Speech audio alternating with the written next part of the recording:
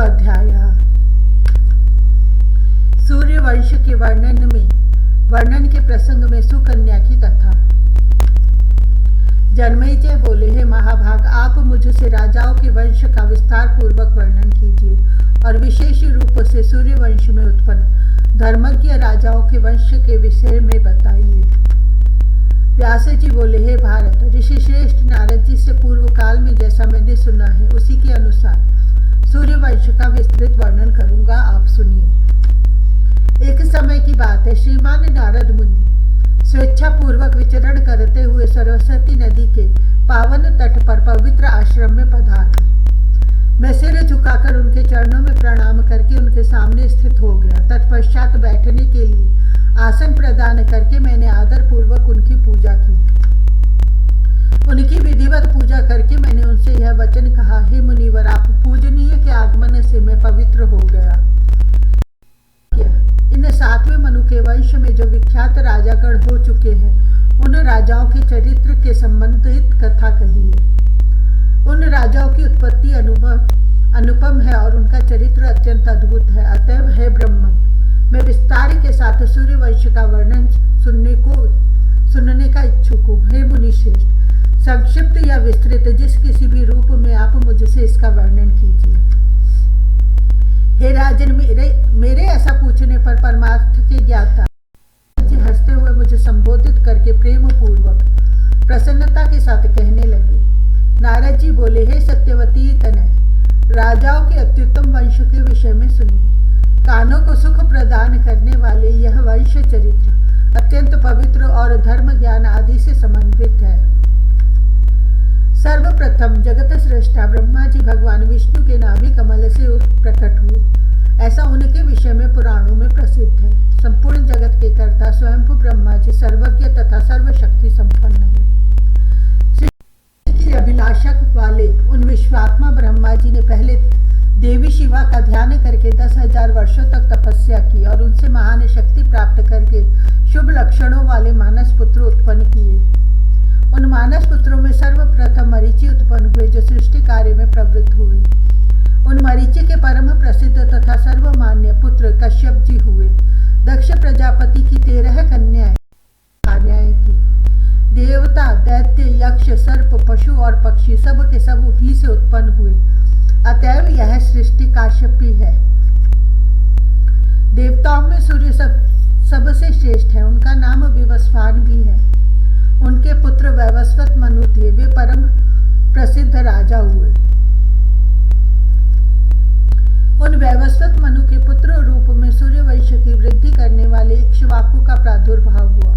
इक्ष्वाकु के जन्म के बाद उन मनु के 9 पुत्र और उत्पन्न हुए। हे राजेंद्र, आप एकाग्रचित्त होकर उनके नाम सुनिए। इक्ष्वाकु के अतिरिक्त नाभाग, हृष्ट, शर्याति,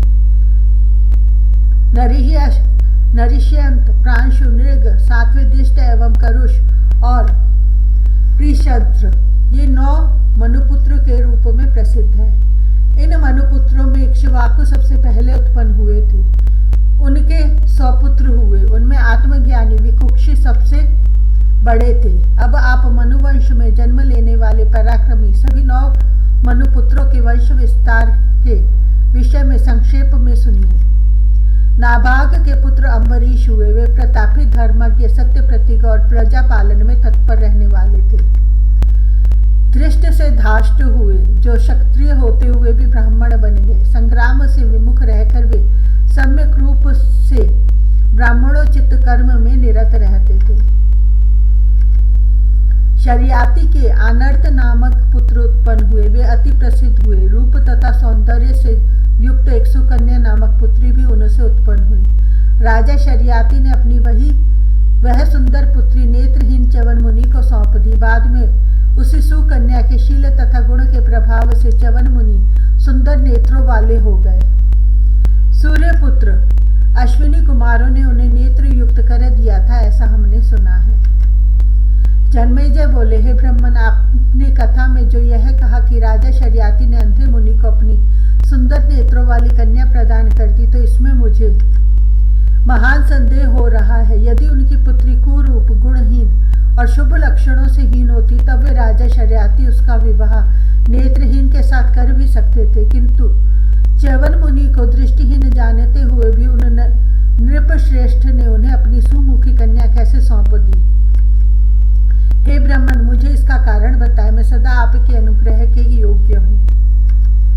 सूत जी बोले, परीक्षित के पुत्र राजा जन्मेजय की बात सुनकर प्रसन्न मन वाले व्यास जी हंसते हुए उनसे कहने लगे। व्यास जी बोले, हे राजन, वैवस्वत मनु के पुत्र शर्याती नाम वाले ऐश्वर्यशाली राजा थे। उनकी 4000 भार्याएं थी। वे सभी राजकुमारी अत्यंत रूपवती तथा समस्त शुभ लक्षणों से युक्त थी। राजा की सभी पत्नियां प्रेम युक्त रहती हुई सदा उनके अनुकूल व्यवहार करती थी। उन सब के बीच में सुकन्या नामक एक ही सुंदरी पुत्री थी। सुंदर मुस्कान वाली वह कन्या पिता तथा समस्त माताओं के लिए अत्यंत प्रिय थी।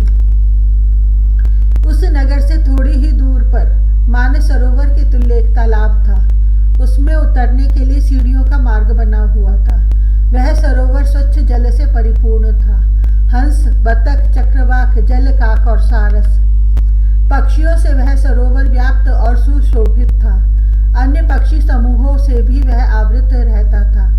वह 5 प्रकार के कमलों से सुशोभित था, जिन पर भौरे मंडराते रहते थे। उस सरोवर का तट बहुत से वृक्षों तथा सुंदर पौधों आदि से घिरा हुआ था। वह सरोवर साल, तमाल, देवदार, पुन्नाग और अशोक के वृक्षों से सुशोभित था।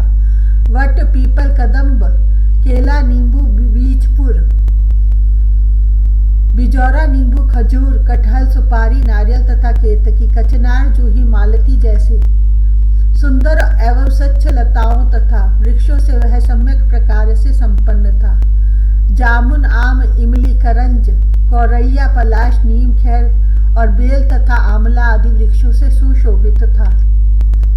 कोकिलों और मयूरों की ध्वनि से वह सदा निनादित रहता था। उस सरोवर के पास में ही वृक्षों से घिरे हुए एक शुभ स्थान पर शांत चित्त वाले महातपस्वी भृगुवंशी च्यवन मुनि रहते थे।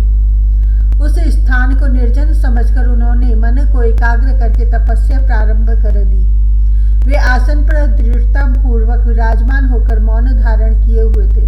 प्राण वायु पर उनका पूर्ण अधिकार था तथा सभी इंद्रियां उनके वश में थी। उन तपोनिधि ने भोजन भी त्याग दिया था। वे जल ग्रहण किए बिना जगदम्बा का ध्यान करते थे। हे राजन, उनके शरीर पर लताएं घिरी हुई थी तथा दीमकों द्वारा वे पूरी तरह से ढक लिए गए थे। हे राजन, बहुत दिनों तक इस प्रकार बैठे रहने के कारण उन पर दीमक की चींटियां चढ़ गई और उनसे वे घिर गए। वे बुद्धि संपन्न मुनि पूरी तरह से मिट्टी के ढेर सदृश हो गए थे। हे राजन, किसी समय वे राजा शर्याती अपनी रानियों के साथ विहार करने के लिए उस उत्तम सरोवर पर आए। सरोवर का जल स्वच्छ था, कमल खिले हुए थे। अतएव राजा शर्याती सुंदरियों को साथ लेकर जल क्रीड़ा करने लगे। लक्ष्मी की तुलना करने वाली तथा चंचल स्वभाव वाली वह सुकन्या वन में आकर सुंदर फूलों को चुनती हुई सखियों के साथ विहार करने लगी। वह सभी प्रकार के आभूषणों से अलंकृत थी तथा उसके चरण के नुपुर मधुर ध्वनि कर रहे थे। इधर उधर भ्रमण करती हुई वह राजकुमारी सुकन्या वाल्मीकि बने हुए च्यवन मुनि के निकट पहुंच गई। क्रीड़ा में आसक्त वह सुकन्या वाल्मीकि के निकट बैठ गई और उस वाल्मीकि के छिद्रों से जुगनू की तरह चमकने वाली 2 ज्योतियां दिखाई पड़ी। यह क्या है? ऐसी जिज्ञासा होने पर उसने आवरण हटाने का मन में निश्चय किया। तत्पश्चात वह सुंदरी एक नुकीला कांटा लेकर शीघ्रता पूर्वक मिट्टी हटाने लगी। मुनि च्यवन ने विचरण करने वाली कामदेव की स्त्री रति के सदृश तथा सुंदर केशों वाली उस राजकुमारी को पास में स्थित होकर मिट्टी हटाने में संलग्न देखा। क्षीण स्वर वाले तपोनिधि च्यवन मुनि सुंदर दांतों वाली उस सुंदरी सुकन्या को देखकर उससे कहने लगे, यह क्या है विशाल नयनों वाली, दूर चली जाओ। हे सुमुखी, मैं एक तपस्वी हूँ। हे कृशोदरी, इस वाम्बी को कांटे से मत हटाओ। मुनि के कहने पर भी उसने उनकी बातें न सुनी। यह कौन सी चमकने वाली वस्तु है? यह कहकर उसने मुनि के नेत्र नेत्र भेद डाले। देव की प्रेरणा से राजकुमारी उनके नेत्र भेद कर सशंक भाव से खेलती हुई और मैंने यह क्या कर डाला यह सोचती हुई वहां से चली गई। नेत्रों के बिंद जाने से महर्षि को क्रोध हुआ और अत्यधिक वेदना से पीड़ित होने के कारण वे बहुत दुखित हुए। उसी समय से राजा के सभी सैनिकों का मलमूत्र अवरुद्ध हो गया। मंत्री सहित राजा को विशेष रूप से यह कष्ट झेलना पड़ा। हाथी, घोड़े और ऊंट आदि सभी प्राणियों के मल तथा मूत्र का अवरोध हो जाने पर राजा शर्याती अत्यंत दुखी हुए। सैनिकों के मलमूत्र के अवरोध की बात उन्हें बताई। सैनिकों ने मलमूत्र के अवरोध की बात उन्हें बताई। तब उन्होंने इस कष्ट के कारण पर विचार किया। कुछ समय सोचने के बाद घर पर आकर अपने परिजनों तथा सैनिकों से अत्यंत व्याकुल होकर पूछने लगे, किसके द्वारा यह निकृष्ट कार्य किया गया है। उस सरोवर के पश्चिमी तट वाले वन में महान तपस्वी च्यवन मुनि कठिन तपस्या कर रहे हैं। अग्नि के